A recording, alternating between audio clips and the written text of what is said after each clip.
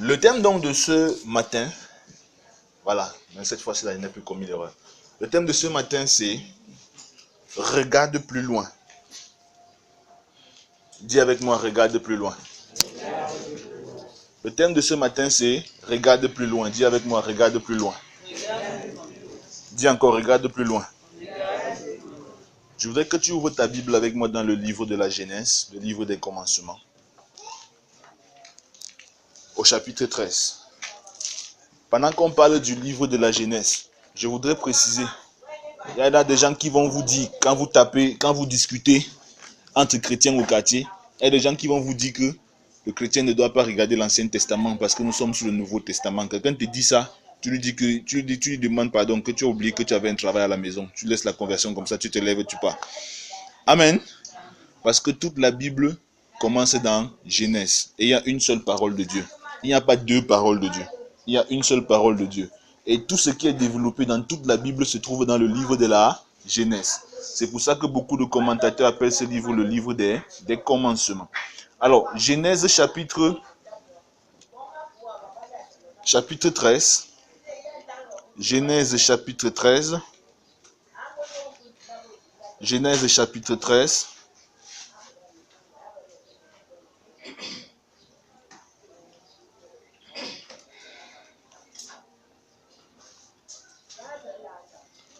Genèse chapitre 13 à partir du verset 11. Genèse chapitre 13 à partir du verset 11. Je vais demander à un lecteur ou à une lectrice remplie du Saint-Esprit de nous lire ce passage. Du verset 11 au verset 15 plus précisément. Du verset 11 au verset 15. Genèse 13, verset 11 au verset 15. Là, il est écrit: Lot choisit pour lui toute la plaine du Jourdain, et il s'avança vers l'Orient. C'est ainsi qu'ils se séparèrent l'un de l'autre. Abram habita dans le pays de Canaan, et Lot habita dans les villes de la plaine, et dressa ses tentes jusqu'à Sodome. Les gens de Sodome étaient méchants et de grands pécheurs contre l'Éternel. L'Éternel dit à Abram, après que Lot se fut séparé de lui: Lève les yeux, et du lieu où tu es, regarde vers le nord et le midi, vers l'Orient et l'Occident. Car tout le pays que tu vois, je le donnerai à toi et à ta postérité pour toujours. Amen. Amen. Le thème de ce matin, comme je l'ai dit, c'est « Regarde plus loin ». Dis encore « Regarde plus loin ». Dis encore « Regarde plus loin ». Je sens que quelqu'un est timide ce matin. Regarde plus loin, car ta vie doit compter. Amen. Voilà Père Abraham qui était à Charan avec son père et son cousin et son neveu Lot. Parce que Lot est le fils du frère d'Abraham qui est mort à Charan. Et après que le père d'Abraham meurt également à Charan, Dieu intervient pour la deuxième fois. Parce que Dieu avait parlé à Abraham la première fois. Abraham a fait comme toi, tu fais souvent. Comme toi et moi, nous faisons souvent. On fait comme si on n'a pas entendu. Dieu intervient pour la deuxième fois et dit à Abraham, quitte ton pays et quitte ta famille. Quitte et va dans le pays que je te montrerai. Bon, Père Abraham, en se levant, il regarde derrière lui. Il voit qu'il y a son neveu Lot. C'est un petit gars. Il dit que ouais, je vais faire comment? Il prend donc son neveu, le fils de son frère, et il s'embarque à destination par la foi avec lui. Et ils arrivent au pays de Canaan. Entre-temps, Lot grandit. Entre-temps, Lot fonde une famille. Entre-temps, Lot acquiert des richesses. Et ils vont en Égypte. Et au retour d'Égypte, Abraham est riche et Lot est riche. Et ça crée des problèmes entre les serviteurs d'Abraham et les serviteurs de Lot. La première leçon que je donne avant même d'entrer dans le vif du sujet, c'est que deux adultes ne vivent pas dans le même endroit. Deux adultes ne vivent pas dans le même endroit. À moins que vous soyez mari et femme. Même si vous êtes frères, que vous aimez n'importe comment. Du moment où vous devenez des adultes, vous devez vous séparer. L'autre a sa vision de la vie. il a ses perspectives. On a souvent pris l'autre comme un type méchant. Et souvent quand il prêchait, je disais que non, si tu ne te sépares pas d'un l'autre, Dieu ne va pas te montrer. Non, non, non, non, non. L'autre n'était pas méchant. L'autre avait sa vision de la vie en tant qu'un adulte, comme nous tous ici. Il avait sa perspective, il avait sa manière d'interpréter les faits et les situations qu'il avait communiqué à ses serviteurs. Père Abraham avait sa vision de la vie. Et ainsi de suite. L'autre, bien sûr, suivait le Dieu d'Abraham. Mais il savait que sur le terrain, il y a un clash entre les serviteurs d'Abraham et les serviteurs de l'autre. Le clash, c'est quoi? C'est que les serviteurs d'Abraham disent que non. Notre maître nous a dit d'aller à l'ouest. Et les serviteurs de l'autre disent que non, notre maître nous a dit d'aller à l'est. Et on commence à discuter. L'ouest est bon. Non, l'est est bon. L'ouest est bon. Non, l'est est bon. Et ça commence à créer un problème. Mais comme Père Abraham, c'est un monsieur qui est sage, gloire à Dieu pour la sagesse, il faut beaucoup demander la sagesse à Dieu. Il a compris que, en fait, cette dispute est le signe ou alors la signification que l'autre a grandi. Donc, au lieu d'aller faire comme certains parmi nous le feraient, peut-être moi je ne sais pas, non, God forbid, je ne le ferai pas. Au lieu d'aller le voir, lui dire que petit frère, je vais te montrer que je suis ton grand frère. C'est pas parce que tu as une femme et des enfants que tu vas croire que tu peux me parler fort. Petit frère, je vais te traiter ici là. Petit frère, je vais. On dit souvent que quoi? On dit souvent que quoi? Que je vais retrousser les manches sur toi. Même si c'est la boxe, je vais te boxer ici là. Je vais te montrer que même si tu as 40 ans, il reste ton grand frère. Non, non, non. Abraham n'a pas réagi comme ça. Il a compris que l'autre a grandi et que deux adultes ne restaient pas au même endroit. Il a dit que petit frère, il dit qu'il sait que tu as grandi. Mais il ne veut pas avoir les problèmes avec toi. Voilà comment on va faire. Il dit que choisis ta route. Tu pars à gauche, je pars à droite. Et tu pars à droite, je pars à gauche. Voilà le principe de sagesse. Quand vous êtes devenus des adultes, chacun d'entre vous doit se chercher.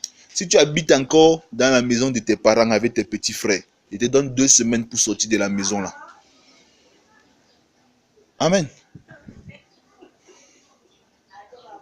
Amen.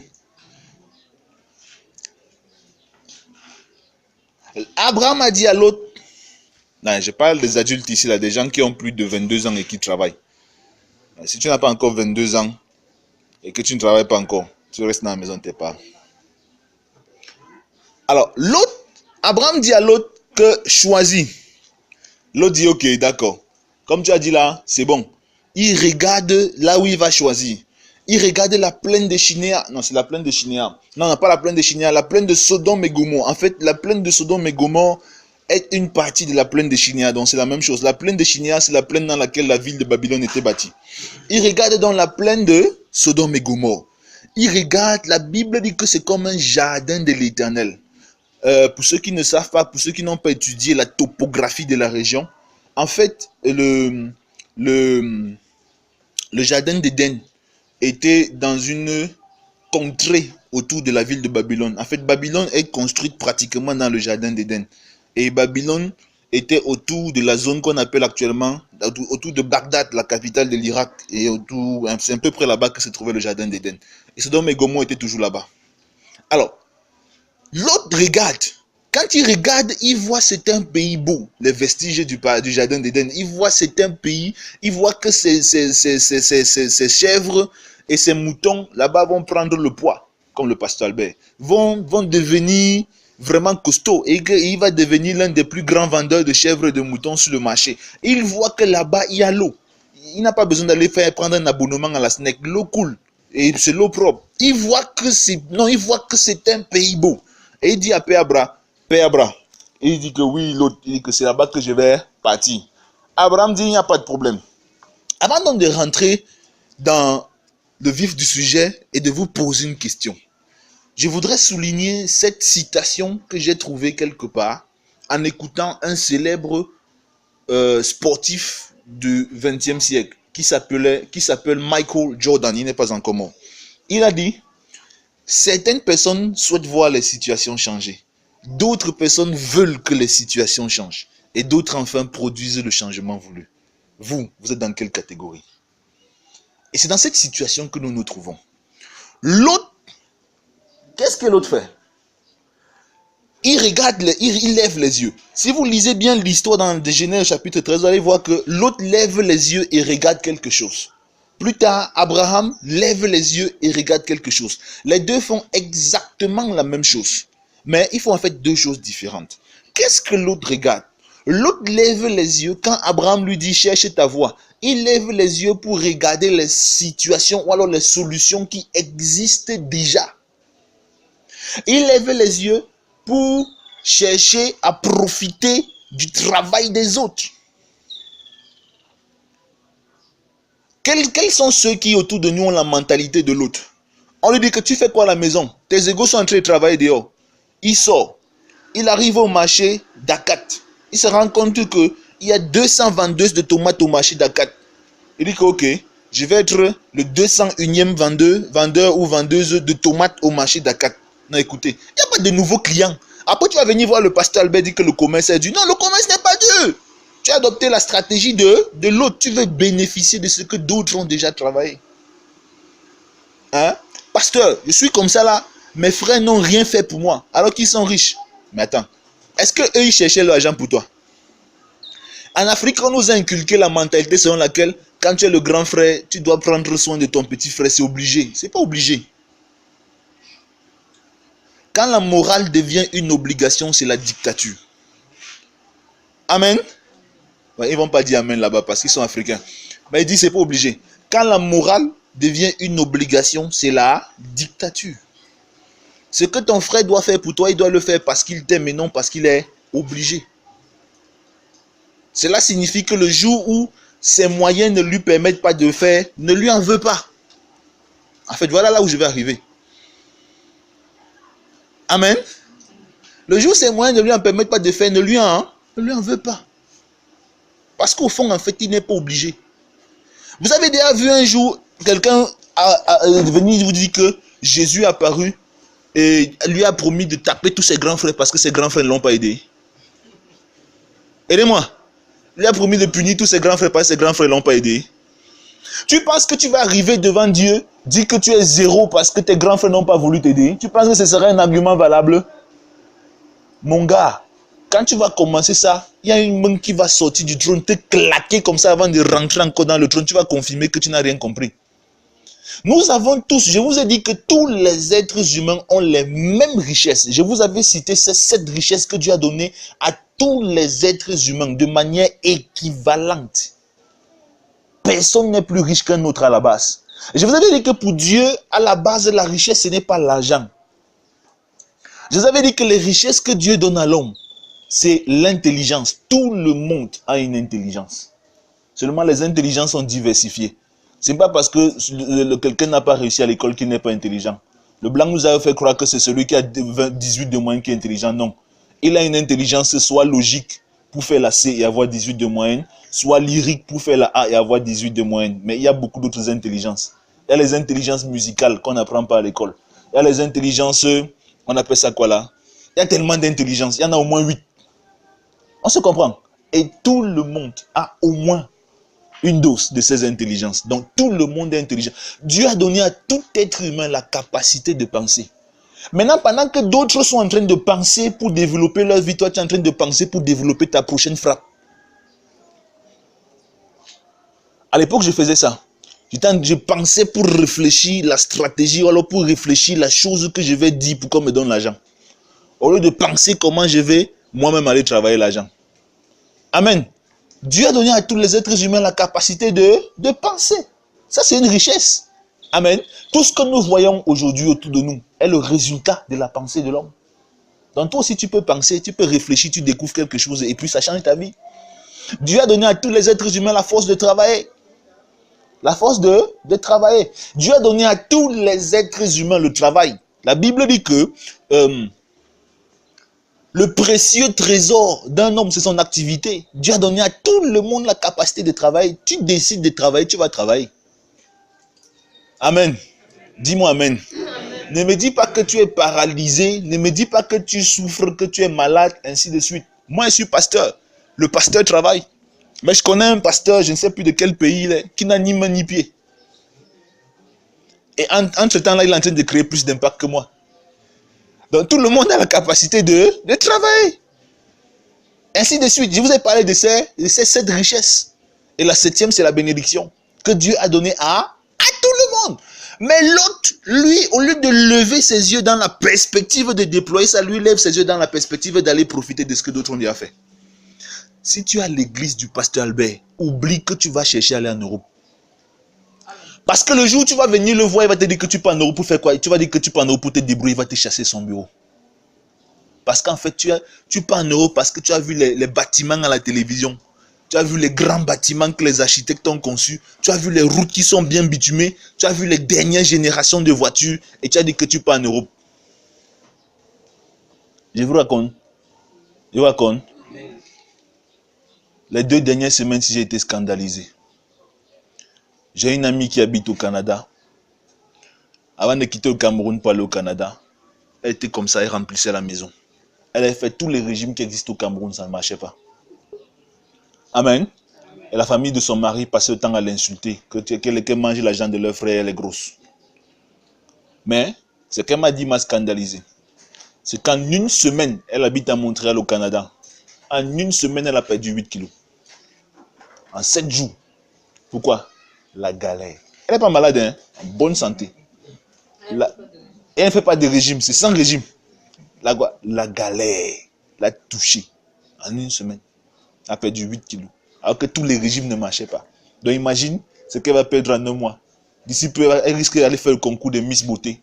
Parce qu'elle est devenue comme ça là. Elle fait le concours de Miss Beauté. J'ai compris pourquoi tous les blancs sont maigres. Amen. Je connais un autre qui est parti aux États-Unis. Et dernièrement, on était en train de discuter. Il me dit, gars, la fesse hier, il dit que dans 2 ans, je rentre moi en Afrique. Il dit que quoi? Il dit que mon frère, vous au pays, vous êtes bien. Et c'est des gars qui travaillent jusqu'à devenir fous. Pas le genre de travail que toi et moi on fait ici, là, qu'à 16 ans on dit au boss qu'on est né. Non, non, non, non. Mais la vie est dure. Mais quand on voit les choses à la télé, on dit je go chez les Watts pour faire là les dos. Non, tu vas faire là quel dos? Les dos, c'est ta pensée qui les découvre. Ce n'est pas chez le pays des Watts. C'était la mentalité de l'autre. L'autre, la mentalité de l'autre, c'est quoi? C'est ceux qui cherchent à être quelqu'un à partir de quelqu'un. Pasteur, je n'ai personne pour m'aider. Vraiment, pasteur, je n'ai personne pour me soutenir. Vraiment, pasteur, je suis seul. Pasteur, je suis. Je disais à quelqu'un l'autre jour qui me disait qu'elle se retrouve seule dans la vie. Je disais que tu es bien. Parce qu'il y en a qui essayent de sortir la tête de l'eau. On les appuie pour qu'ils rentrent dans l'eau. Donc toi qui te retrouves seul, quand tu vas chercher à sortir la tête de l'eau, il n'y aura personne pour t'appuyer. Tu es peinard. Donc fonce seulement. Il n'y a personne qui va te dire que tu fais quoi là? Tu cours, donc tu es dans ton couloir, tu es tranquille. C'est l'avantage que moi j'ai eu. Quand j'ai donné ma vie à Jésus, ma famille m'a garé pour un temps. Après quand ils sont venus me trouver, ils étaient déjà pasteur, rempli du Saint-Esprit et prêchant la bonne nouvelle, ils ont compris que mon cas était lourd. Amen. Donc, l'autre, il a regardé la plaine de Sodome et Gomorrhe. C'était une ville déjà bâtie. C'était des grandes villes déjà bâties. Alors que lui, il habitait avec Abraham dans les tentes.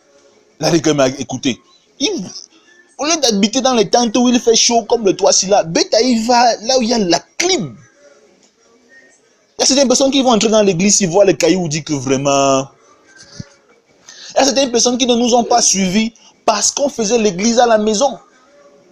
Et qu'eux, ils ont l'habitude d'aller dans les grandes salles qui sont climatisées, on braque le ventilateur sur eux, ils sont peinards, et ainsi de suite. Nous, on était dans le salon où certaines personnes s'asseyaient même par terre. On dit que mon frère, celui-là, c'est vraiment... Quelqu'un a dit à la sœur Pélagie que mon frère, l'église de la maison là, c'est des histoires. Tu vas là-bas faire quoi? Viens pas dans l'église des bishops. Amen. Ça, c'est la mentalité de l'autre. Et je veux que tu enlèves cette mentalité de ta tête. Ce matin, nous faisons une causerie.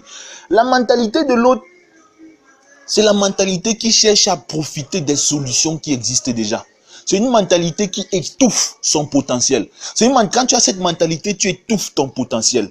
Quand tu as cette mentalité, tu étouffes tes capacités. Quand tu as cette mentalité, tu étouffes ton avenir, tu étouffes ta vision, tu étouffes le plan de Dieu pour ta vie, tu étouffes tout ce que tu es. C'est pour ça que ça ne te conduit jamais à rien. Amen.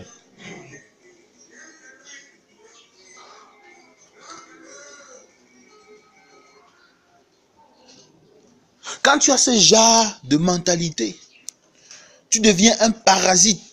savez ce que c'est qu'un parasite? Le parasite, c'est celui qui vit au détriment de l'autre.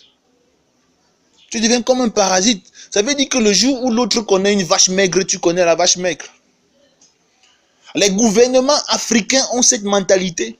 C'est pour ça qu'ils sont des parasites. Ils vivent au détriment de la bonne volonté des bailleurs de fonds occidentaux. Ce qui veut dire que le jour où les Blancs ont un problème chez eux, où on massacre 8 personnes à Paris, ils retirent leurs fonds. Mais du coup, vous vous retrouvez pauvre. Vous entrez encore dans les points d'achèvement PPTE et ainsi de suite et consorts. Amen. Du coup, comme c'est eux qui vous donnent l'argent, ils vous dictent votre politique. Nous savons tous que, ce n'est pas la politique que je fais, mais c'est juste un principe que j'explique. Nous savons tous que Opération Épervier, au fond, c'est les Blancs qui ont demandé, qui ont exigé qu'on fasse Opération Épervier. Parce qu'à la sortie du point d'achèvement PPTE, ils devaient vous donner les fonds pour que vous essayiez de vous démerder dans votre économie. Et pour ça, ils exigent. Mais ils viennent dans votre pays exiger, alors que chez eux, il y a les corrompus.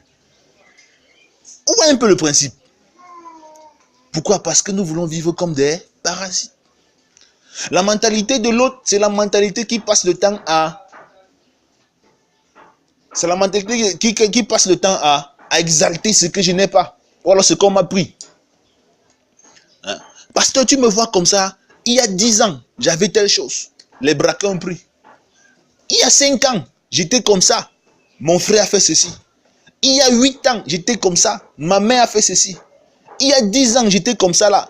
Mon frère, depuis 10 ans là. Non, mais c'est pas possible. En temps normal, les 10 ans là étaient suffisants pour que tu dépasses le niveau que tu avais d'abord. On se comprend. Non, je vous ai dit, nous sommes quand? Dimanche. Je vous ai dit mercredi passé que méfiez-vous des gens qui parlent de leur vie seulement au passé.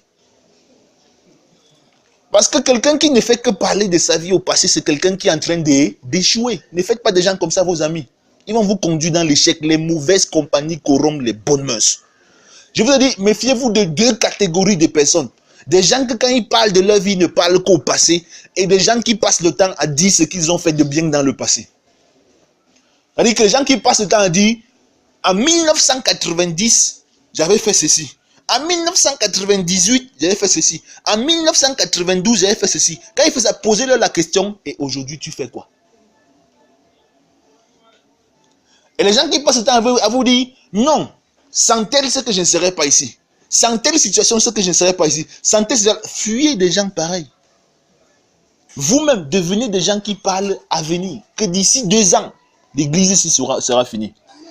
D'ici 5 ans, on aura acheté le bâtiment.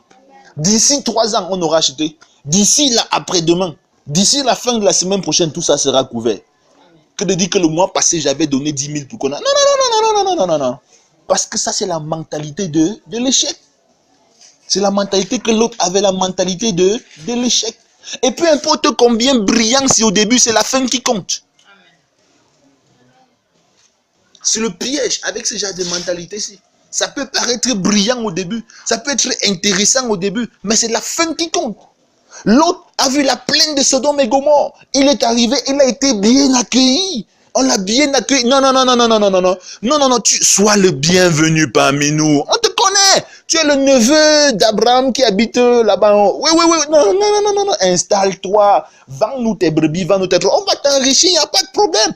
Non, il y a assez d'herbes. Si tu veux les nourrir, tes brebis, tes troupeaux, ainsi de suite, nourris-les. Non, sois à l'aise. Le gars a bâti ses hangars, il s'établit, il a fondé sa famille. Il était peinard. Et il était peinard pendant beaucoup d'années. Sauf qu'entre-temps, il y a un décret qui a été signé au ciel. Le décret a été signé au ciel et Dieu a décidé de venir détruire la plaine de Sodome et Gomorrhe. Mais ce sur quoi je veux attirer votre attention ici, c'est que quand l'autre se sépare, Dieu maintenant dit à Abraham, lève les yeux. Il dit à Abraham quoi? Lève les yeux et regarde. Nord, sud, est, ouest. Le pays que tu vois, je vais te le donner. Pourquoi Dieu n'a pas dit à l'autre, lève les yeux, et il a dit à Abraham, lève les yeux? Parce que la volonté de Dieu, ou alors Dieu veut que nous levons les yeux à la manière d'Abraham et non à la manière de l'autre. Le pays que Dieu montre à Abraham est un désert. Amen. Il faut un peu étudier la topographie de l'Orient. Le pays que Dieu montre à Abraham est un désert. Et il a laissé l'autre partie dans la plaine où il y avait tout ce qui était nécessaire pour la vie là-bas. Mais le pays qu'on montre à Abraham est un désert. Mais Dieu lui dit, lève les yeux. Pourquoi? Parce que Dieu veut que nous levons les yeux à la manière d'Abraham. Dieu veut que nous apprenions à ne pas nous arrêter aux situations de surface. Que nous apprenions à examiner pour créer des possibilités. Oh, alléluia. Ta vie ne doit pas dépendre de l'action, du travail de quelqu'un d'autre. Ta vie, tu dois créer des solutions dans ta vie. Tu dois créer des possibilités là où il n'y en a pas. Je rêve de te voir ne plus dépendre du salaire. J'ai dit à l'un d'entre vous un jour que le temps vient, je te donne un délai. Le temps vient où tu me dis que tu as manqué 2000 francs pour l'argent de transport. Toi et moi, on aura de sérieux problèmes. Peu importe si ton boss t'a payé ou pas. Amen. Non, parce que même dans le désert, il faut regarder les possibilités. Dieu lui a dit que non, regarde mon gars, regarde. Et je vais vous donner la révélation de regarde là tout à l'heure. Dis-moi amen. La vie offre de multiples possibilités à toi et à moi. Il n'est pas trop tard. Au lieu de nous plaindre ou alors de chercher à aller là où c'est déjà bien, arrange ton endroit pour que ça soit bien. Parce que quand tu auras arrangé ton endroit pour que ça soit bien, tu vas mieux profiter que de chercher à aller là où c'est déjà bien. Dis-moi amen. Attends, pourquoi est-ce que nous avons sacrifié tant d'argent pour prendre une baraque complètement foutue et pour essayer de retaper? Parce que nous allons enfin, à la fin, concevoir un bâtiment qui soit à nos convenances. Alors que si on allait pour quelqu'un qui l'a déjà arrangé, peu importe l'argent que tu vas lui donner, il va te dire que non, je ne veux pas telle chose. Je ne veux pas telle chose. Je ne veux pas telle chose. Non, nous, on n'a aucune de ces contraintes-là ici. Amen. Nous, on regarde les possibilités. On crée les possibilités. On génère notre futur. Mon frère, ma soeur, ton futur et ton avenir ne dépendent pas d'un homme, quel qu'il soit. Ton futur et ton avenir ne dépendent pas d'un homme, quel qu'il soit. Je vous ai dit, vos parents ne vous doivent rien.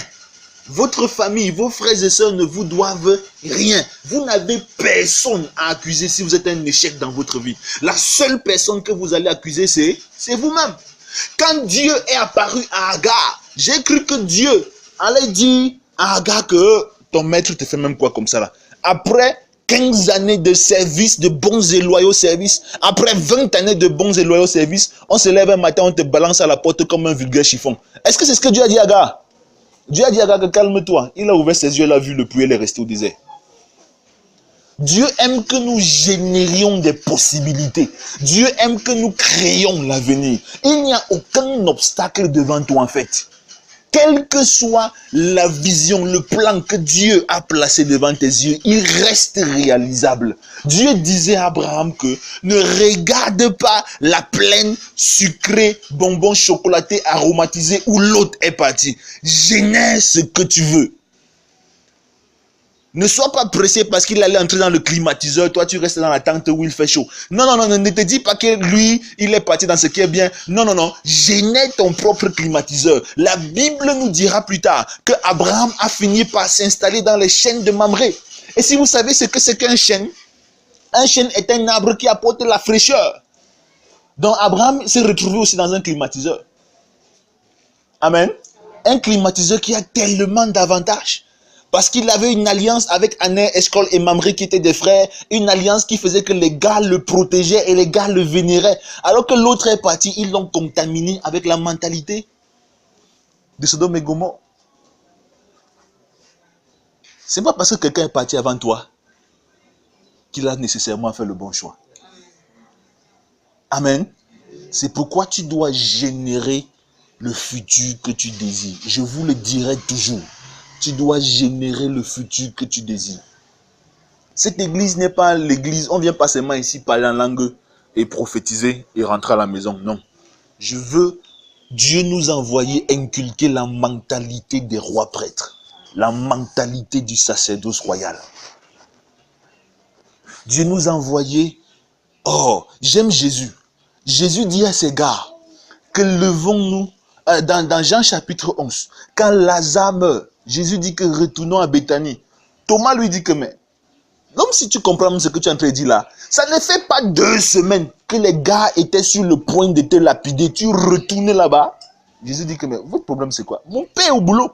Il va dans les difficultés, il va dans ce qu'il y a, il ne recule pas, il ne fuit pas les difficultés, il les affronte. S'il n'affrontait pas la difficulté de la tentation de la mort, Lazare n'aurait pas ressuscité. Et quel grand miracle, la résurrection d'un homme de 4 jours dans la mort. Amen. Si tu ne te lèves pas pour confronter les réalités de ta vie ne va pas changer. Amen. Ta vie ne va pas faire. Examine. Si quelqu'un passe chaque mois à te donner, chaque année, il te donne 2000 euros chaque mois. 2000 euros chaque mois, 2000 euros chaque mois, 2000 euros chaque mois. Tu seras bien, non? Tu seras bien, non? Sauf que la personne va aller en retraite. Amen. Et quand il va aller en retraite, même si les footballeurs ils gagnent 1 milliard, il va aller en retraite. La retraite des footballeurs vient même plus tôt. À 35 ans, il a pris la retraite. Mais quand il va prendre la retraite là, il n'y aura plus les 2000 euros chaque mois. Tu vas faire quoi? La sueur va couler sur toi. En ce temps-là, tu auras déjà 40 ans, 42 ans, 45 ans. Tu n'auras plus la force ni l'énergie pour aller travailler. Alors le pasteur Albert, qui n'avait personne qui devait lui donner 2000 euros, mais qui a sué 2000 euros, a trouvé le capital et a travaillé, a investi son capital et est parvenu à réaliser quelque chose. Donc pendant qu'il sera dans son duplex, avec 2 piscines, une piscine suspendue et une piscine en bas, il aura sa voiture sur commande qu'il a lui-même commandé à la maison Ferrari pour qu'on fabrique, et ainsi de suite, avec la marque qu'on a écrite derrière, Jesus, et ainsi de suite, et ainsi de suite. À 45 ans, il sera dans son humble maison avec sa merveilleuse femme et ses enfants. Tu vas dire que les pasteurs sont les frappeurs. Non, ils ne sont pas frappeurs. Dis amen. Ils ne sont pas frappeurs. Quand tu dis ça, en fait, tu es en train de... Celui qui accuse les autres est en train de justifier son échec. Je dis encore. Hein? Voilà, il exprime sa jalousie. Celui qui accuse les autres est en train de justifier son échec et exprime sa jalousie. Vous avez déjà vu un multimilliardaire s'asseoir parler des pasteurs? Il a le temps. C'est toujours les pauvres du sous-quartier. Parce qu'ils voient le pasteur bosser dur, récupérer la parole de Dieu, appliquer la parole de Dieu, traverser des situations compliquées et finir par arriver quelque part et dire que ce sont les frappeurs. Mon frère, vous m'aimez toujours? Est-ce que vous m'aimez toujours? Est-ce que vous m'aimez toujours? L'autre a choisi de fuir la galère du Camer pour aller au pays des Ouatt. Pour aller où? Pour aller en Mbeng. Ce que les Mbenguistes ne vous disent pas, c'est que quand ils arrivent là-bas, ils sont toujours au service de quelqu'un. Est-ce que je discute avec vous? Ils sont toujours au service de quelqu'un. Ceux parmi eux qui n'ont pas de papier alors, on les exploite. Oui. Les chômeurs même qui sont là-bas ont même 200 euros pour vivre. Une allocation chômeur même de 200 euros pour vivre. Eux, on les exploite. Donc, ils enrichissent alors les patrons graves. Et ils sont nombreux. Amen. Il y a un comme ça de ma famille, qui est un ancien gars de Newbel. Après, un jour, il est revenu au Cameroun. Il a acheté la Corvette. Ou c'était la Corvette, ou c'était quelle dernière voiture là. Il a loué, pas acheté. Et les gars de Newbel étaient dans la voiture avec lui. Je sais plus quel cousin me disait ça. Je lui ai dit que mon frère, il fait quoi en Espagne? Il vous a dit ce qu'il fait en Espagne? Il travaille dans les champs. En fait, les gens qui travaillent dans les champs là-bas, mon frère, les vignobles, le vin que vous buvez là, le soleil les touche. Ils sont comme nos grands-mères qui cultivent là-bas, au champ dans la brousse là. Le soleil les touche. Et les champs là-bas, ce n'est pas les 40 mètres carrés que nos grands-mères ont, c'est les hectares. Et on leur donne les objectifs. Donc les gars travaillent jusqu'à devenir fous. Il vient ici avec l'argent, il fait comme ça, vous donne l'impression que le pays des Ouatt c'est bien. Hein. Si tu veux, tu pars. Dis-moi amen. L'autre a choisi d'aller en Mbeng. En Mbeng, tu es un étranger. Tu seras éternellement méprisé. Amen. Tu seras éternellement méprisé. Quand tu n'es pas chez toi, si tu as quelqu'un qui n'est pas au Cameroun, qui est Camerounais, qui n'habite pas au Cameroun, pose-lui la question, même s'il est dans un autre pays africain, et on sait qu'il est Camerounais, qu'il n'est pas de ce pays-là, on va toujours le mépriser. On va cesser de te mépriser fort quand tu as l'argent, parce qu'on veut consommer ton argent. Mais quand on n'est pas à côté de toi, on va continuer de te mépriser. C'était le cas de l'autre. Quand les anges sont arrivés chez lui, les gars sont venus botter la porte et les pieds. Viens, ouvre ça. Envoie-nous les gars qui sont là-bas. Ça, c'est quoi? C'est le mépris. Amen. Celui qui cherche à vivre aux dépens des autres sera toujours méprisé. Je dis encore, celui qui cherche à vivre aux dépens des autres sera toujours méprisé. Celui qui cherche à vivre aux dépens des autres sera toujours méprisé. Donc, cesse de passer le temps à être ici en train de demander 50, à être là-bas en train de demander 75, à être là-bas en train de demander 1000 francs. Crée les 1000 francs dont tu as besoin. Les amens sont très rares quand le pasteur prêche. Très rares. Amen. Lorsque Abraham lève les yeux, il examine les possibilités que la vie lui offre. Il est en plein désert, mais il croit que même en désert, il y a un avenir. Il s'assoit, il réfléchit. Il s'est fixé un objectif. L'objectif qu'il s'est fixé, c'est de produire le changement qu'il souhaite au lieu de suivre les pays qui ont déjà changé. Abraham avait déjà 75 ans, alors que l'autre avait encore la quarantaine. Abraham était déjà un vieillard. Mais il ne s'est pas dit que je suis déjà vieux, je peux encore faire quoi? Non, il a continué de fixer des plans et des objectifs. Il s'est dit qu'il faut que je réalise. Pendant que l'autre était en train de payer très cher le fait d'avoir voulu aller en bain, Abraham, à force de réfléchir, Dieu lui a donné une révélation. Creuser les puits. Abraham était berger. Et à l'époque d'Abraham, on ne creusait pas les puits. Les brebis faisaient 30 km le matin pour aller manger au pâturage et 15 km pour aller boire vers 17 h et 18 km pour rentrer à la maison. Chaque jour, donc, trouver une brebis grasse, c'était rare. Mais Abraham, à force de réflexion, a trouvé qu'il peut creuser le puits en plein désert. Si tout est sec au-dessous, il y a l'eau. Donc ces brebis ne faisaient pas 55 km, elles étaient grasses et il était le plus grand vendeur de brebis du coin, il est devenu plus riche que l'autre. Amen. Il y a une solution. Dis avec moi, il y a une solution. Non, tu ne comprends pas. Dis encore, il y a une solution. Dis encore, tu ne comprends pas. Dis encore, il y a une solution. Dis encore, il y a une solution. Abraham était un orphelin. Son père était mort.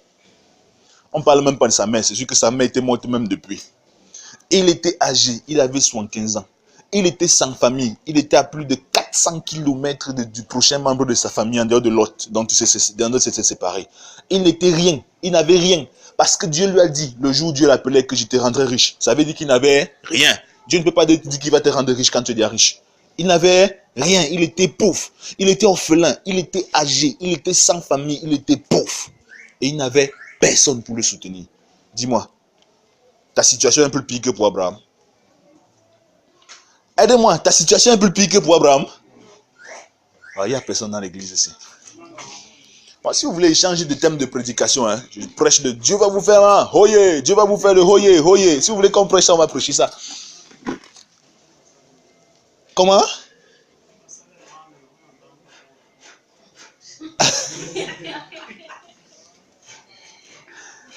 Amen.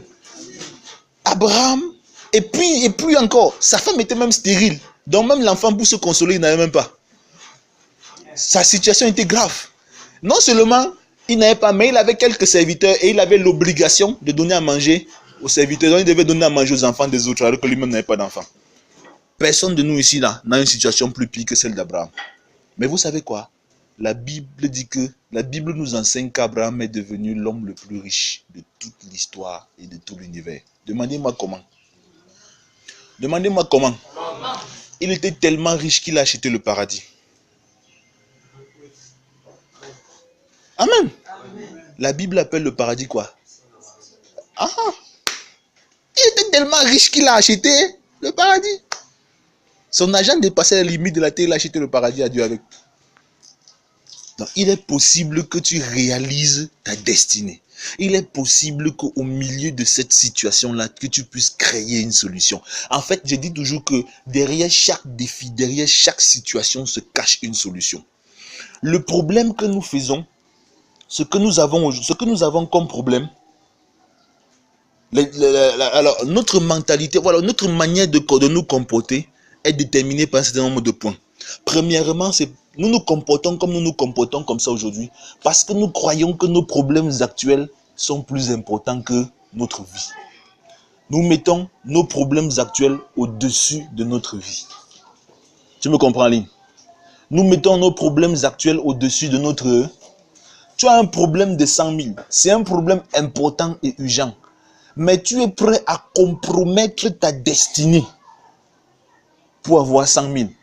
L'autre a compromis sa destinée pour aller habiter avec les habitants de Sodome et Gomorrhe pour résoudre un problème actuel. Entre sa destinée et 100 000, qu'est-ce qui a plus d'importance? Si à la fin tu n'as pas les 100 000 là, tu vas mourir. Est-ce que quelqu'un t'a dit que si tu ne viens pas avec les 100 000 là, tu vas mourir? Aidez-moi, tu vas mourir. Mais tant qu'il y a vie, il y a espoir. Amen. Je sais qu'il y a des élèves ici. Si ta pension n'est pas payée, tu vas mourir. Combien de présidents des États-Unis d'Amérique n'ont pas ton niveau? N'ont pas eu ton niveau et n'ont pas ton niveau académique. Pourquoi que Donald Trump a quel niveau? Vous connaissez son niveau? Allez vous renseigner. Laissez-moi vous dire, pour vous que si on n'a pas payé ta pension, tu vas faire comme si c'est la fin du monde là. Les élèves qui sont là. 75% des hommes d'affaires et des gens qui portent l'économie des États-Unis d'Amérique, première puissance mondiale, n'ont pas le bac. En France, c'est la même chose. En Grande-Bretagne, c'est la même chose. En fait, les gens qui partent faire le doctorat en économie, là, finissent le doctorat, ils font leur thèse sur les gars qui n'ont pas fréquenté. Et ils finissent de faire la thèse, ils viennent travailler pour celui qui n'a pas fréquenté. Amen. Donc, le fait de n'avoir pas fréquenté n'est pas la fin du... Ça ne veut pas dire que tu vas échouer. Non, ça ne veut rien dire. Ça n'a rien entamé sur ta destinée. Voilà, si je ne paye pas le loyer, si le bail va me mettre dehors, et alors, tu seras le premier à dormir en route. Qui va le dormir en route? Tu es même d'abord sûr que tu vas dormir en route. Aidez-moi, tu es même d'abord sûr que tu vas dormir en route. Tu n'es pas sûr. Voici l'église, tu vas te coucher ici dormir. Amen. Vraiment. Mes parents n'ont pas pris soin de moi. Et alors? L'un des présidents les plus célèbres des États-Unis, Ronald Reagan, vous savez ce qu'il était? Il était plongeur au resto. Voilà un maman qui a vécu longtemps pendant qu'il était... Est-ce que je me trompe? Il était plongeur au resto, au Dakéré. Mais il avait son rêve dans son cœur d'être président des États-Unis d'Amérique. Et il a été 2 mandats. Plongeur au resto. Il n'y avait pas l'argent pour l'envoyer à l'école. Il n'y avait pas l'argent pour prendre soin de lui. Et pour manger, il fallait qu'il aille dans un resto, laver les assiettes. Le plongeur, c'est celui qui lave les assiettes qu'on a fini de manger avec là. Il a fini président. Donc, si toi, tu ne finis rien, n'accuse pas ta mère, n'accuse pas ton père, n'accuse pas ton grand frère. Il y a des gens qui sont devenus présidents des États-Unis d'Amérique avec des parents incapables. Amen. Nous regardons, nous faisons comme si nos problèmes actuels sont plus importants que notre destinée. Pour moi, le problème, si c'est que tu ne résous pas le problème, là, tu vas mourir. Non, là, il faut qu'on se secoue. Mais si c'est que ça ne va pas te tuer, aucun problème ne peut être plus important que ta destinée. Oui, je souhaite que telle chose arrive. Je voudrais vivre dans un cadre, je voudrais. Ok, si tu ne vis pas dedans, tu fais comment? Amen. Jésus est né où? Je ne sais plus. Je disais à quelqu'un, je montrais la maison à quelqu'un d'autre, je disais que vraiment, c'est le mieux qu'on a pu faire. Il a dit que frère, Jésus est né où? Ça a fermé ma bouche net. Il a dit qu'on va faire culte s'il veut ou pas. Il a dit que Jésus est né où? Jésus est né dans l'étape. Vous êtes déjà entré dans une étape. Les animaux dégagent. Ils puent. Non seulement leur odeur naturelle, mais aussi l'odeur de leur... Avec les urines. Tout ça dedans. Avec l'odeur de leur nourriture. Parce que même leur nourriture sent. Tout ça dedans. Jésus est né, on a bousculé un peu le caca ici. Raclé un peu les urines comme ça là. Récupérer un peu la paille. Mettre comme ça, le déposer dedans. Ça n'a pas changé le fait qu'il soit devenu l'homme le plus important de toute l'histoire de l'humanité. Amen. Amen. Donc, le problème actuel que tu vis là n'est pas plus important que ta destinée. Ne compromets pas ta destinée pour un problème. L'autre a compromis sa destinée parce qu'il voulait une solution immédiate. Abraham a encore galéré sous le soleil. Ça a cuit sa peau, il n'y a pas de problème. Mais après, il est là, regardez là où il a fini. Et regardez là où l'autre a fini. Sodome, la mentalité de Sodome et Gomorrhe a contaminé la maison de l'autre totalement. Primo, ils étaient incapables d'obéir encore à la loi de Dieu. Incapables. L'ange leur a dit, ne vous tournez pas. La femme de l'autre était incapable de ne pas se tourner. Jusqu'à elle se tourner, elle est devenue une colonne de sel. On avait dit, la loi de Dieu dit qu'il n'y aura pas de rapport sexuel entre le père et l'enfant. Mais ses filles, Mérab, elle a pris le vin, le vrai vin, le harki, qui a fait combien de temps là, fermenté jusqu'à le feu sort. Donner ça à l'autre, le gars a bu comme ça là, il voyait 4. Elle est partie dormir avec lui. Mais une chose m'intéresse toujours. Le gars avait saoulé et il parvenait à dormir avec quelqu'un comme ça, la femme est tombée enceinte. Amen. Parce que s'il avait trop saoulé, même ça, il devait rien comprendre. Il devait même rien comprendre. Il devait même être incapable d'avoir une érection. Mais il a mis enceinte sa femme. Sa fille autant pour moi. Amen. Ça veut dire que même lui là, son cas était lourd. Ça veut dire qu'il avait encore un peu de lucidité. Un peu de lucidité. Mais la bière a dissolu sa mentalité. Il a dit, on garde la parole de Dieu. Dieu a fait quoi pour moi? J'ai perdu ma femme. J'ai perdu tous mes biens. Dieu a fait quoi pour moi? Comme on fait souvent quand on a des problèmes. Et c'est comme ça que on a eu 2 enfants. Il est devenu le grand-père et le père de ses enfants. Quelle honte. Quelle honte. Quelle honte. C'est toujours comme ça. Quand tu vis aux dépens des autres, tu finis toujours dans la honte. Amen. Tu finis toujours dans la honte. Quand tu ne peux pas prendre ta vie et ta destinée en main. L'excuse que tout le monde te dit, c'est pasteur, je n'ai pas de capital. Amen. C'est pasteur, je n'ai pas de... Vous n'entendez pas souvent ça? Aidez-moi. Vous n'entendez pas souvent ça? Pasteur, si j'avais 1 million. Pasteur, si j'avais 2 millions. Pasteur, si j'avais 5 millions.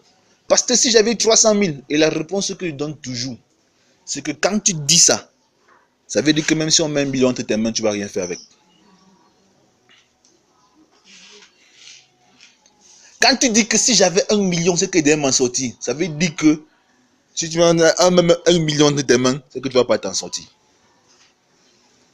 Parce que ce n'est pas l'argent qui fait que tu t'en sortes. C'est le travail et les stratégies que tu mets sur pied qui font que tu t'en sortes. Et même sans argent, avec le travail et les stratégies, tu vas finir par t'en sortir. Amen. On a commencé l'église ici avec quoi? Vous croyez que j'avais 0 francs. Ma famille n'a pas de compte bancaire. Et on est parti de la cité des rois, sans compte bancaire, sans partenaire financier, sans rien, avec un bébé de 2 mois sous la main. Vous avez déjà vu qu'on a dormi dehors. Alors, tout c'est quoi? C'est la stratégie, c'est la réflexion, c'est le développement. Maintenant, si je disais à Dieu que non, Seigneur, il me faut d'abord au moins un capital de 4 millions avant de quitter. Je ne serais jamais quitté. Et peut-être les enseignements bénissants que tu as aujourd'hui, tu n'aurais pas. Amen. Amen. Celui qui t'a fait croire que tu as besoin de gros pour commencer, t'a trompé. C'est faux. Steve Jobs a dit que la plus grande découverte qu'il a faite de sa vie, c'était le mystère qu'il y a à commencer quelque chose de grand petit. Amen. De commencer quelque chose de grandiose petit. Jésus a commencé par gagner qui? Il a commencé par récupérer les gars que Jean avait préparés pour lui. Gagner 1-2. Aujourd'hui, il a 2 milliards de personnes qui le suivent, entre guillemets. Chacun sait pourquoi il le suit, mais il le suivent quand même. Amen. C'est progressivement. Donc cesse de penser comme l'autre. L'autre a choisi la solution la plus rapide pour ses problèmes. Et le choix a détruit sa famille. La mentalité de Sodome et Gomorrhe a pénétré dans sa famille. Et ce choix a détruit le peu de biens qu'il avait amassé. Si vous cherchez les solutions de facilité, vous finirez honteux et confus. Alors que Abraham a foncé dans le désert, il a réfléchi et cherché une solution durable pour sa vie. Cette solution l'a conduit à creuser des puits pour abreuver ses troupeaux. Et cette stratégie a fait de lui l'homme le plus riche et le plus respecté de son temps. Et Dieu l'a béni. Voilà, je vais également expliquer ça. Dieu l'a béni. Ce matin, c'est une causerie qu'on fait. Les autres jours, on va faire les prédications. Mais je veux qu'on cause. On est en train de faire une causerie. Je veux vous communiquer une mentalité pour que nous évoluions ensemble. Amos 3.3 dit que deux personnes ne marchent pas ensemble sans s'être mis d'accord. Je veux qu'on soit d'accord sur notre manière de voir la vie, sur notre perspective, parce que c'est ma manière de voir la vie que je vous communique. Et cette manière que j'ai apprise, c'est la parole de Dieu. Dieu l'a béni, lui. Vous pensez que Dieu a béni Abraham parce qu'il avait choisi? Aidez-moi. Vous pensez que Dieu a béni Abraham parce qu'il avait choisi? Qu'est-ce que Dieu dit à Abraham? Il dit, je te bénirai et je rendrai ton nom grand. C'est au futur. Ça veut dire qu'il y a un ensemble d'éléments qui doivent être d'abord faits avant que cette bénédiction arrive. Donc Dieu n'a pas béni Abraham seulement parce qu'il avait choisi. Il y a des gens qui vont vous dire au quartier que vous êtes déjà béni. On n'a pas besoin de dire que le Seigneur te bénit, vous êtes déjà béni. Et ils disent ça, et demain ils vont te demander 150 pour manger le pain le matin. Tu es béni et tu prends 150 pour manger le pain le matin, que c'est que j'ai de bénédiction. Il faut encore poser les questions sur le Dieu qui t'a béni là. Non. Amen. La seule bénédiction que Dieu a donnée à toute l'humanité, c'est la bénédiction qu'il a donnée à Adam. Multipliez-vous, remplissez la terre, assujettissez-la. C'est tout. Pour le reste, on doit aller chercher. Aucun des patriarches de la Bible n'a été béni gratos. Dieu avait voulu faire de la maison du roi Saül une maison éternelle en Israël. Il avait voulu établir Saül comme roi éternel sur Israël. Mais il a rejeté Saül. Parce que le roi Saül n'a pas suivi sa loi et ses principes. Le roi Saül l'a rejeté. Mais quand il a mis David, il a renoncé à établir David éternellement sur le trône. C'est David qui a négocié ça en décidant d'aller bâtir une maison pour Dieu. Lisez ça dans le livre des Chroniques. C'est Dieu lui-même qui dit. Il a dit que bon, ok, donc à partir d'aujourd'hui, voici ce que je vais faire. David n'a pas eu cette bénédiction gratuite, même comme il était l'homme selon le cœur de Dieu. Abraham n'a pas été béni gratuit. Il a prouvé son adhésion totale à Dieu. Il a prouvé son adhésion à la mentalité de Dieu avant que Dieu déclare la bénédiction sur sa vie. Amen. Amen. Amen. Il dit que il a été obéissant jusqu'à la mort. Et même la mort de la croix. C'est aussi pourquoi Dieu l'a souverainement élevé et lui a donné le nom au-dessus de tout nom. La bénédiction du nom au-dessus de tout nom est venue après la soumission et l'humiliation jusqu'à la mort. Même pour Jésus. Est-ce qu'au début dans la Bible, vous entendez Dieu dire que je lui ai donné le nom au-dessus de tout nom? Non. Il dit que celui-ci est mon fils bien-aimé en qui j'ai mis toute mon affection. Écoutez-le. Mais pas encore le nom au-dessus de tout nom. Le nom au-dessus de tout nom là vient après la soumission et la mort de la croix. Il faut adhérer à la perspective et la pensée de Dieu pour que la bénédiction de Dieu descende sur toi. Dis-moi amen. Donc cesse de rester au quartier, tu détournes les versets bibliques, tu fais les lignes, tu fais comme si tu connais la parole de Dieu là. Non, va travailler sur le terrain. Assois-toi, tu réfléchis ta vie. Dieu aime ça. Proverbe 25, verset 2. Dis quoi? Lisez-moi savoir. Proverbe 25, verset 2 dit quoi?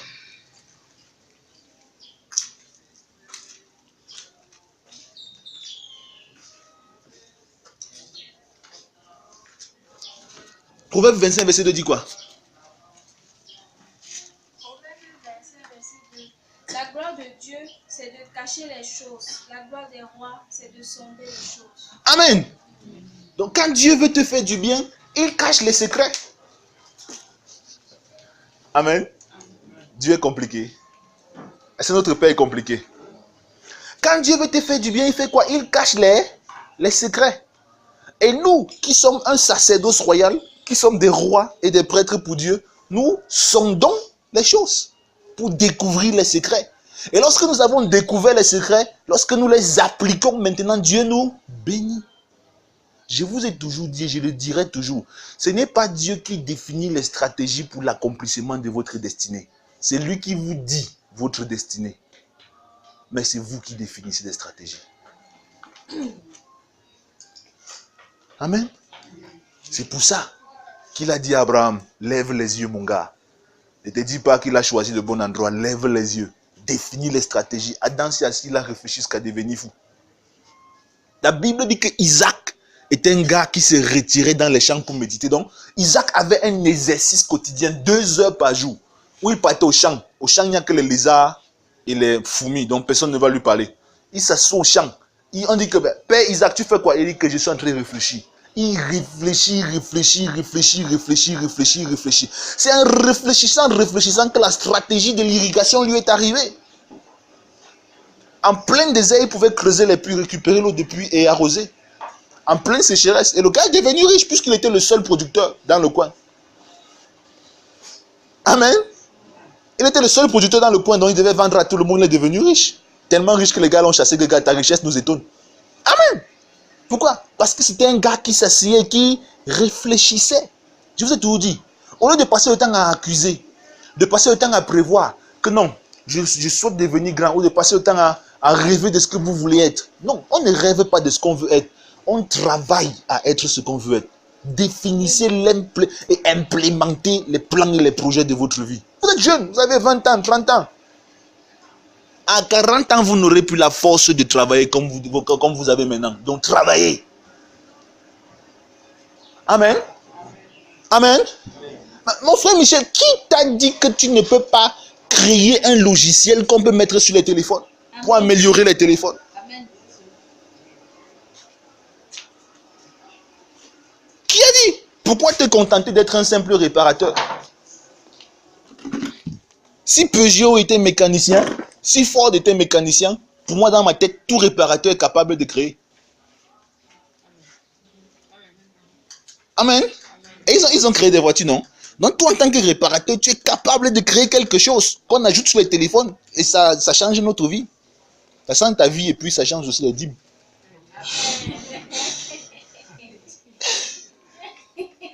Amen. Ce que je souhaite, c'est que nous cessions de dépendre des autres. Je vous l'ai toujours dit et je le dis toujours, personne ici n'est riche. J'ai dit un jour que je ne sais pas s'il y a quelqu'un dans l'église qui gagne 200 000. S'il y a, je ne sais pas.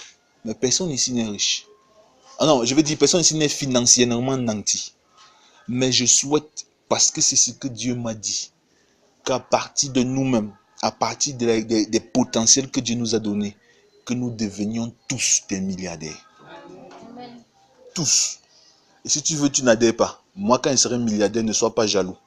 Viens seulement me demander, je vais te donner quelques millions pour que tu payes ta voiture avec. Amen.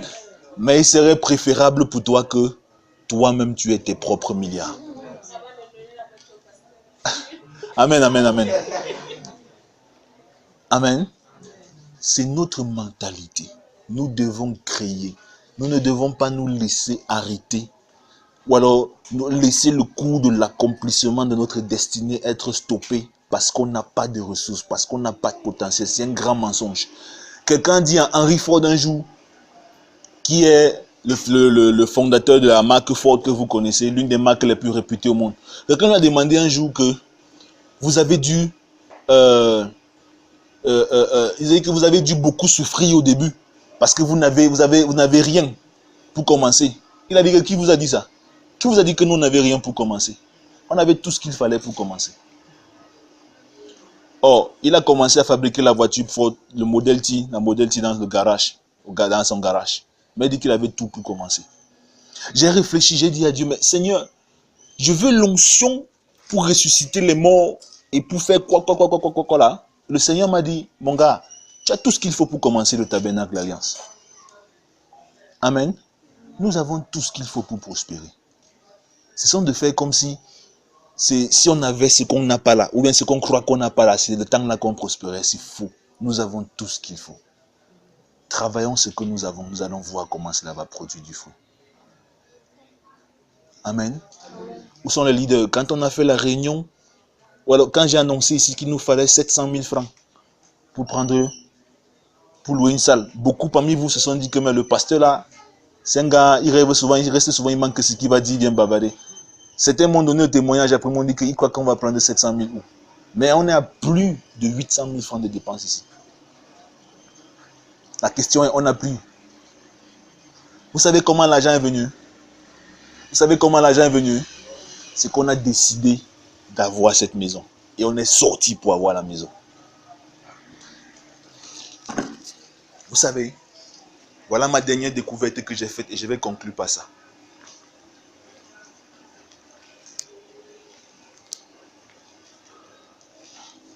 On attire les richesses. On ne gagne pas l'argent. On attire l'argent. On attire l'argent. Si tes poches ne sont pas pleines, ou si tu n'as pas l'argent pour réaliser ce que tu veux réaliser, n'accuse personne. Il y a des prières que je ne veux plus entendre ici. J'ai prié pendant 2 semaines que Dieu pourvoit. Tu n'as pas besoin de prier pendant 2 semaines que Dieu pourvoit. Je vous ai déjà dit que le coffre-fort est disponible. Et je vous ai déjà dit ce qu'il faut pour le coffre-fort. Une seule chose, la dévotion à Dieu. Amen. Tu as besoin de sortir et d'aller sur le terrain. Tu as besoin que Dieu voie. Dieu est un faroteur, mais il n'est pas un gaspilleur.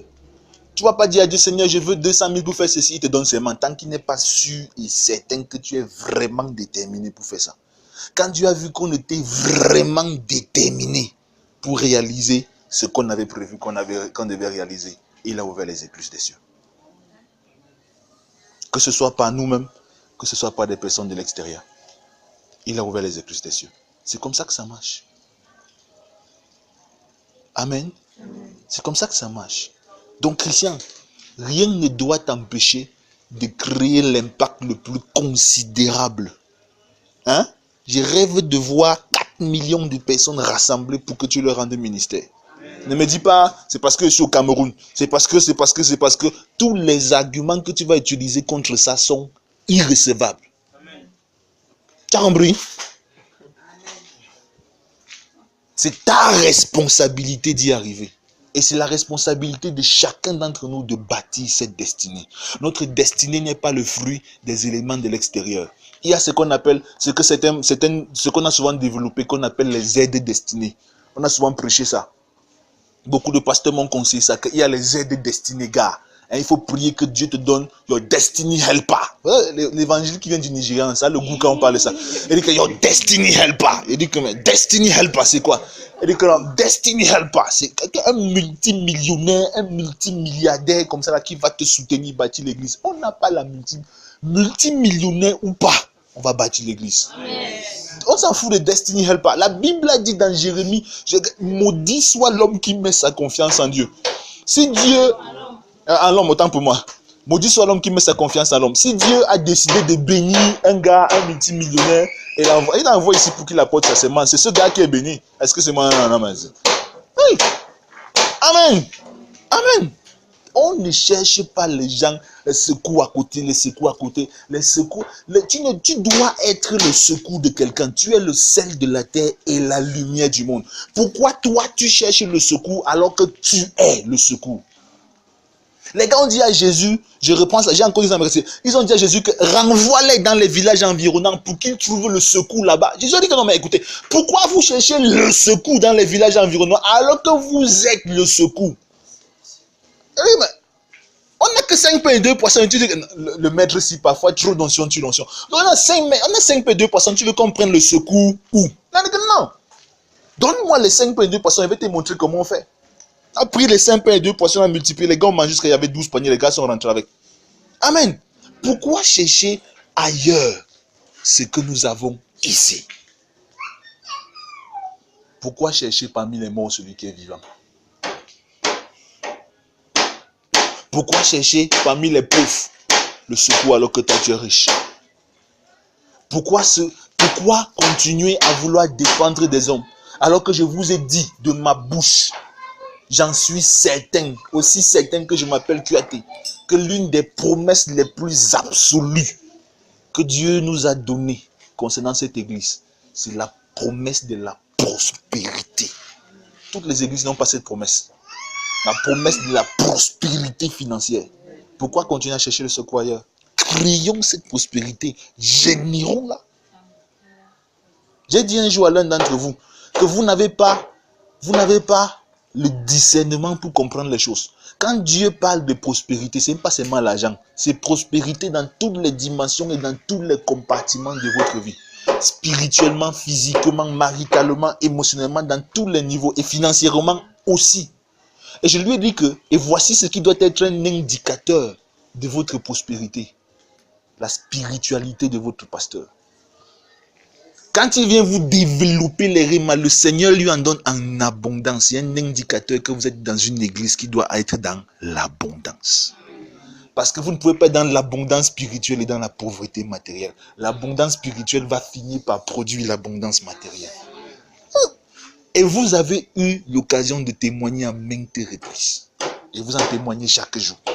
Mais pourquoi continuer à vouloir toujours voir l'oncle tel, voir la tante telle, voir le cousin tel, voir le tel, alors que vous êtes au bon endroit, au bon moment? Faites donc la bonne chose. Dis Amen. Amen. Abraham est resté au désert. Il est resté au désert. Et il a fini par trouver la solution du puits. Et Dieu a béni la solution du puits. Il y a une bénédiction qui est suspendue sur ta tête. Ça ne dépend pas de ce que je prie pour toi. Ça dépend de la promesse que Dieu a donnée. Il y a une bénédiction qui est suspendue sur ta tête, qui attend seulement que tu te mettes sur le terrain de l'action, qui attend seulement que tu ailles sur le terrain. Je vous ai dit que l'année prochaine, si vous voulez vous fuir le TDA, mais pour ceux d'entre vous qui ne vont pas fuir, vous tous, vous allez avoir des entreprises. Veux où, tu ne veux pas où. Il y en a ici qui vont ouvrir des entreprises juste pour que le pasteur Albert cesse de les déranger. Et quand ça va prospérer, ça va nous donner les dîmes. Amen. Amen. Tu dois ouvrir une boîte. Tu dois faire quelque chose. Si tu as déjà une boîte, tu dois encore ouvrir 2 et avoir 3 boîtes. Si tu as 3, tu dois ouvrir 10. Et commencer à voyager partout dans le Cameroun pour faire la supervision. Et aller à Bonanjo, ouvrir un bureau qui est la direction générale. Comme ça, ton pasteur arrive aussi à la direction générale. Amen. Oui. C'est obligé. C'est obligé. Parce que le Seigneur m'a dit, enseigne-leur les voies du succès. Vous savez, quand Dieu, pour ceux qui connaissent un peu Dieu, quand Dieu t'envoie quelque part, c'est qu'il t'a précédé là-bas. Il dit, lève-toi et va à Sarepta, parce que je suis déjà parti là-bas, dit à la veuve, de te nourrir. Donc quand il a dit que lève-toi et enseigne-les sur le succès, ça veut dire qu'il est déjà parti à la destination, déclencher les écluses des cieux dans votre vie. Donc on doit créer cette prospérité nous-mêmes. On doit y arriver. L'église, ce n'est pas ma vision de l'église. Ce n'est pas d'avoir un centre où on vient, on fait on chasse les démons, on guérit les malades chaque jour. Ma vision de l'église, c'est de faire de l'église un centre de transformation.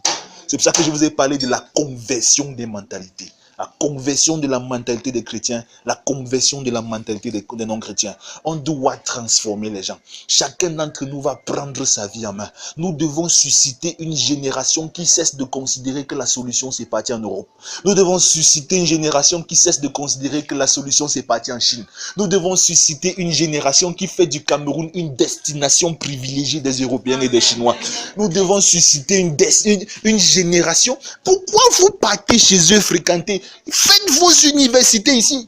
Je ne vais pas mourir sans bâtir une université ici que les Blancs vont venir fréquenter. C'est déjà écrit, la vision est déjà écrite. Pourquoi la solution c'est les autres alors que je suis le sel de la terre? Je vous ai dit ce que je pense. Le monde n'est pas le même sans moi.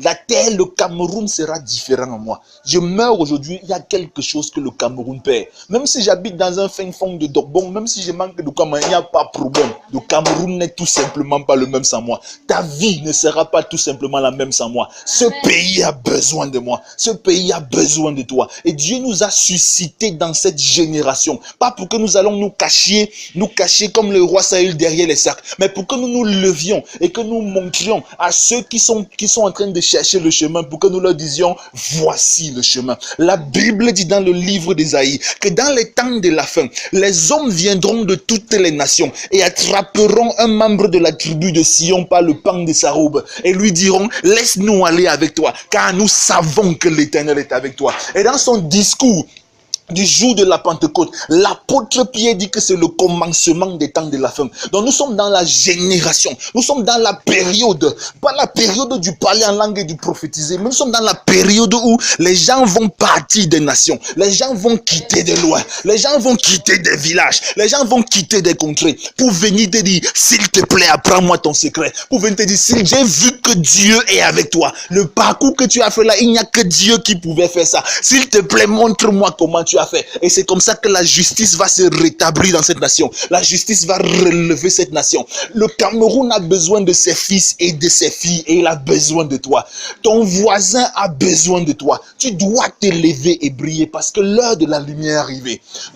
On n'est plus dans l'époque où l'église, ce n'est plus l'époque où on était en train non, ce n'est plus la guerre avec ceux qui ne croient pas en ce que nous croyons. Ce n'est plus la guerre avec ceux qui, les autres églises. Le temps où on faisait les débats des églises, là est fini. Nous sommes à une autre époque. Nous sommes une autre génération que Dieu a suscité, pas pour faire les débats dans les carrefours des quartiers sous le lampadaire, mais que Dieu a suscité pour mettre les lampadaires pour que d'autres font le débat dessus.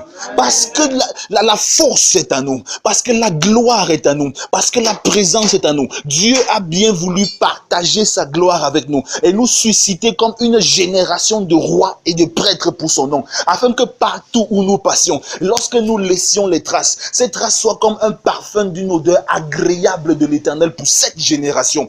Le temps est venu pour que toi et moi nous nous levions et que nous commencions à fonctionner dans la pensée, dans la mentalité de Dieu. Dieu ne fuit pas les problèmes. Dieu ne cherche pas les solutions échappatoires. Dieu ne cherche pas les solutions de la facilité. Dieu ne détruit pas la destinée au dépend d'un problème particulier. Dieu travaille pour l'accomplissement d'une destinée. Dieu aurait pu détruire Adam et Ève directement dès qu'ils ont péché, mais ça c'est résoudre un problème ponctuel. Mais en le détruisant, il nous détruisait tous et ça empêchait la réalisation du plan extraordinaire que Dieu a prévu pour toi et pour moi. C'est pourquoi il a préféré attendre encore quelques milliers d'années, afin que lorsque les temps sont accomplis, il envoie son fils né d'une femme née sous la loi, afin que par son obéissance complète, nous serons libérés de la condamnation de la loi, que nous ayons l'esprit de la loi et que nous serons adoptés par son esprit, par l'Esprit Saint, comme étant les fils du Dieu très haut. Nous sommes à cette époque, nous sommes dans cette période, nous sommes dans cette génération, nous devons avancer. C'est tout ce qu'il attend que nous fassions. Je ne vous ai jamais promis que dans cette église, tout le monde va parler en langue. C'est pas l'église là ici. Je vous ai jamais promis que dans cette église, tout le monde va prophétiser. C'est pas l'église là ici. Si tu